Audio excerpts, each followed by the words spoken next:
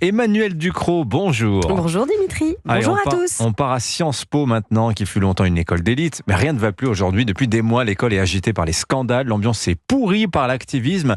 Et voilà que les mécènes sont en train de tourner le dos à Sciences Po. Il faut lire l'enquête édifiante que ma consoeur Marie-Amélie Lombard consacre dans l'opinion aux mauvais signaux qui s'accumulent à Sciences Po. Dernière mauvaise nouvelle en date, l'un des plus importants mécènes a pris ses distances avec l'école. Il s'agit de l'homme d'affaires américain Frank McCourt, qui est par ailleurs actionnaire de l'Olympique de Marseille. Il avait signé en 2021 un partenariat qui prévoyait le versement de 25 millions de dollars sur 10 ans pour financer la recherche sur le bien commun à Sciences Po. Eh bien, il vient de suspendre ce partenariat.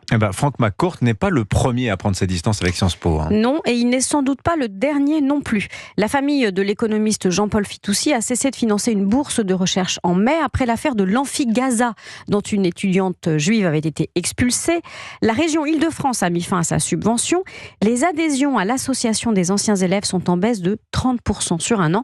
Et alors qu'il subventionne depuis des années la garden party des anciens, le groupe LVMH a décidé de ne plus y associer son nom, effaré de l'agite-prop permanente du militantisme pro-palestinien agressif d'une minorité et de la dérive activiste qui empoisonne l'établissement. Les faits ont donné raison au groupe LVMH. Oui, parce que le 17 juin dernier, le gala a tourné au chaos. Quelques dizaines de militants hurlant en arabe « Vive la Palestine libre » ont barré l'entrée à Sciences Po, formé une haie de déshonneur au milieu d'une flaque de peinture rouge pour les anciens élèves.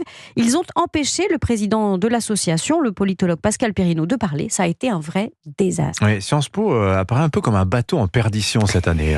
L'établissement est dirigé par un administrateur provisoire après une série de scandales qui a frappé les anciens dirigeants. Les candidats ne se bousculent pas au portillon pour gérer un établissement aux finances chancelantes, et ça ne va pas s'arranger, qui est miné par l'importation du conflit israélo-palestinien par des minorités décoloniales fanatisées et dont, en plus, les finances sont dans le rouge. Et Sciences Po est en train de devenir une école repoussoir, Emmanuel ? Une partie des élèves a voulu acclimater à Sciences Po l'activisme qui a mis les grandes facs américaines comme Columbia, Harvard ou Yale à feu et à sang.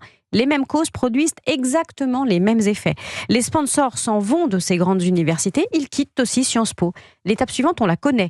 De nombreuses entreprises rechignent désormais à recruter des étudiants de ces grandes universités. Ils ne veulent pas qu'ils gangrènent leurs effectifs. Eh bien, il en ira de même pour Sciences Po, si l'établissement n'est pas d'urgence remis sur des rails républicains. Si on laisse les activistes purger les sionistes, entre guillemets, entraver les débats libres, détruire l'exigence au profit de la vocifération, installer le règne de la terreur physique et intellectuelle, eh bien, Sciences Po peut mourir, dépouillé de son excellence, de son attrait et de son prestige. Signature Europe 1, Emmanuel Ducrot. Merci beaucoup, Emmanuel.